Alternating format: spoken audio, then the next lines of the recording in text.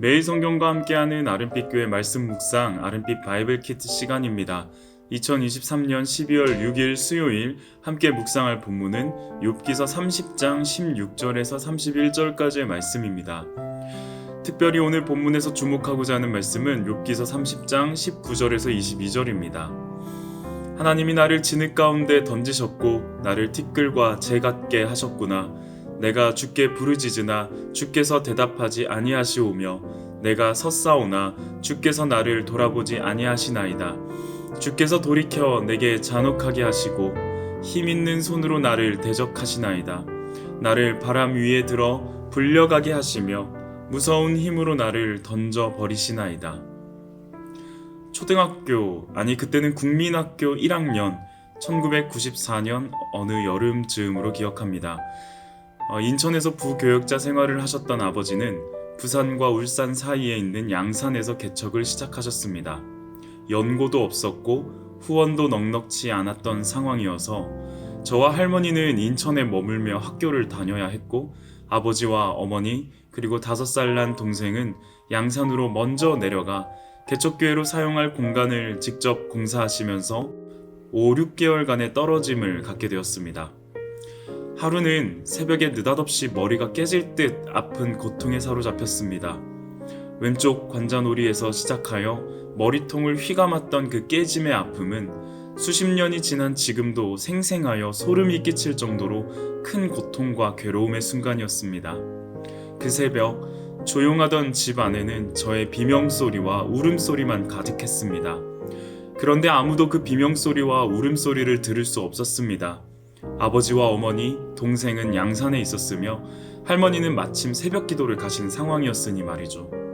원인을 알 수 없는 통증과 제때 반응할 수 없는 어린 몸은 그 여름날 고요하던 새벽을 잔인한 비명과 울음으로 가득 적시게 되었습니다. 오늘 본문을 묵상하면서 그때의 장면이 고스란히 생각나게 된 것은 처절한 욥의 고통과 외침, 그러나 듣는 이 하나 없는 절망이 교차되었기 때문인 것 같습니다. 오늘 우리가 묵상할 지점은 처절한 고통과 하나님의 무응답입니다. 30장의 전반부에서 욥의 시선은 자신을 공격하는 사람들에게 맞추어져 있었습니다. 그러나 16절 이후로 펼쳐지는 후반부는 외부적 시선이 욥 자신에게도 옮겨집니다. 우리가 묵상한 본문은 모두 세 부분으로 구분되는데요. 처음과 마지막 단락은 욥 자신이 느끼는 고통이 얼마나 극심한가를 묘사하는 애가이며 중간 단락은 욥이 하나님을 향하여 호소하는 내용으로 담겨 있습니다. 먼저 욥은 자신의 정신과 영혼의 고통을 육체적인 고통의 어휘로 표현합니다. 그는 16절에서 자신의 영혼이 뒤집어졌다라고 이야기합니다. 이러한 영혼의 고통은 육체의 아픔으로 나타나는데 이와 같이 표현합니다. 밤이면 누군가 뼈마디에 구멍을 뚫는 것처럼 나를 아작아작 씹어먹는 자들은 쉴 줄을 모른다. 이러한 씹어먹는 자들로부터의 고통은 결국 하나님으로부터 오는 고통처럼 느껴집니다. 영혼이 씹어먹히는 아픔은 하나님께서 혼신을 다하여 목을 조르는 것과 같다고 말합니다. 욥은 하나님께서 자신의 멱살을 잡고서 진흙으로 쳐박아 버리셨다라고 표현합니다. 19절에서 등장하는 흙투성이와 잿더미는 극심한 고통과 깊은 슬픔을 묘사합니다. 이처럼 자신에게 고통을 허락하신 하나님을 향하여 욥은 시선을 들어 소리치기 시작합니다. 욥은 자신에게도 보이지 않고 들리지도 않는 하나님을 향해 탄식합니다. 이 탄식의 기도가 하나님께 닿을 것이라는 기대조차 갖지 못한 채로 욥은 절규합니다. 제가 아무리 당신께 부르짖어도 당신은 제게 아무런 말씀을 하지 않으십니다. 제가 아무리 오랫동안 기다려도 당신은 그저 아무 말 없이 쳐다만 보십니다. 욥이 느끼는 하나님의 힘은 인간이 감당할 수 있는 수준이 아닙니다. 하나님의 호흡 한 번이면 인간은 태풍처럼 날아가 버립니다. 그런 하나님이 무서운 힘으로 던져버리신다면 그것은 욥에게 곧 죽음을 의미합니다. 욥은 외칩니다.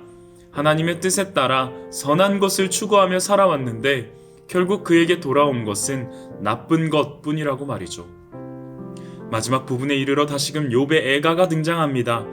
고통의 나날들이 임해서 욥의 5장 6부는 하루도 찢기지 않는 날이 없다는 고백과 햇볕에 쬐고 쬐지 않고도 검어진 피부는 악성 피부병을 앓고 있는 욥의 상태를 말해줍니다. 그의 울부짖음은 마치 늑대나 타조의 울음소리와 같으며 그의 귀에는 이미 장송곡이 들리고 그의 눈앞에는 벌써 장례식이 치러지고 있습니다.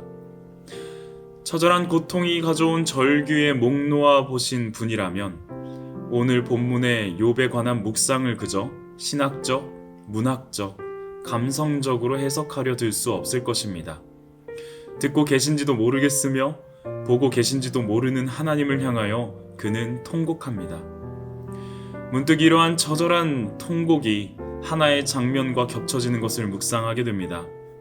제90쯤에 예수께서 크게 소리질러 이르시되 엘리 엘리 라마 사박다니 하시니 이는 곧 나의 하나님 어찌하여 나를 버리셨나이까 하는 뜻이라. 십자가 위에 벌거벗은 채로 널브러진 청년 예수, 유대인의 왕이라는 죄패와 어울리지 않는 모습. 십자가에서 그의 마지막 외침은 처절하고도 극심한 고통에 사로잡힌 채 자신의 외침을 듣지도 않고 보지도 않을 것 같은 하나님을 향한 절규였습니다. 그렇게 사람의 아들로 이 땅 가운데 오신 하나님의 아들은 하나님께 버려진 바 되었습니다. 저와 우리의 죄를 뒤집어 쓰신 채로 그 죽음의 고통과 결과를 온몸으로 홀로 다 맞으시면서, 그러나 그의 영혼이 떠나감과 동시에 성소 휘장이 위로부터 아래까지 찢어져 둘이 됩니다. 이제는 성소의 휘장 안에 갇힌 하나님과 사람 사이의 관계가 아니라 반복되는 제사와 절기를 통해 관계를 맺으시는 하나님과 사람 사이의 양식이 아니라 단 한 번의 영원한 제사요 제물이신 예수 그리스도로 말미암아 완벽한 이어짐을 얻게 되었습니다. 8살 난 아이에게 그 여름날 새벽은 처절하리만큼 고통스러웠고 괴로웠습니다. 그래서 울다 고함 지르다 할 수 있는 것은 한마디밖에 없었습니다. 하나님 살려주세요. 저는 아직도 이유를 알지 못합니다. 저는 아직도 원인을 알지 못합니다. 저는 아직도 어떻게 그 상황이 해결되었는지도 이해할 수 없습니다. 그러나 한 가지는 확실한 믿음의 경험이 있습니다. 살려달라는 그 부르짖음과 요청 앞에 하나님은 저를 그저 내버려 두지 않으셨다는 사실입니다. 지금도 이해할 수 없는 따스한 온기와 포근한 기운이 그 새벽의 공포로부터, 고통으로부터, 두려움으로부터, 괴로움으로부터 해방하였다는 사실입니다. 처절한 고통 가운데 계십니까? 욥의 고통이 나의 통곡과 같이 느껴지시나요? 하나님의 무응답은 십자가에 달린 예수에게로부터 종료되었습니다. 그분이 휘장을 가르시고 당신의 영을 부으신 이후로 하나님과 떼려 해도 뗄 수 없게 되었습니다. 그러니 마음껏 부르짖읍시다. 마음껏 소리칩시다. 마음껏 고통 중에 통곡하십시다. 귀 기울이시며 바라보시고 다가오셔서 안아주시며 해결하실 하나님을 기대합시다. 함께 기도하겠습니다. 아들의 기도를 한시도 거부하지 않으셨던 아버지셨습니다. 하지만 십자가 위에서 아들의 기도는 두 눈 질끈, 두 귀 꾹꾹 누르며 듣지도 보지도 않으셨습니다. 나를 위한 하나님의 무응답에 감사합니다. 우리를 위한 하나님의 무관심에 감사합니다. 온몸으로 죄의 저주를 받으셔야 했던 그 처절한 고통에 홀로 되셨던 예수님, 우리의 고통을, 아픔을, 절망과 괴로움을 충분히 공감해 주시리라 믿습니다. 도와주세요. 살려주세요. 부르짖고 애통하며 통곡하는 소리에 귀 기울여 주세요.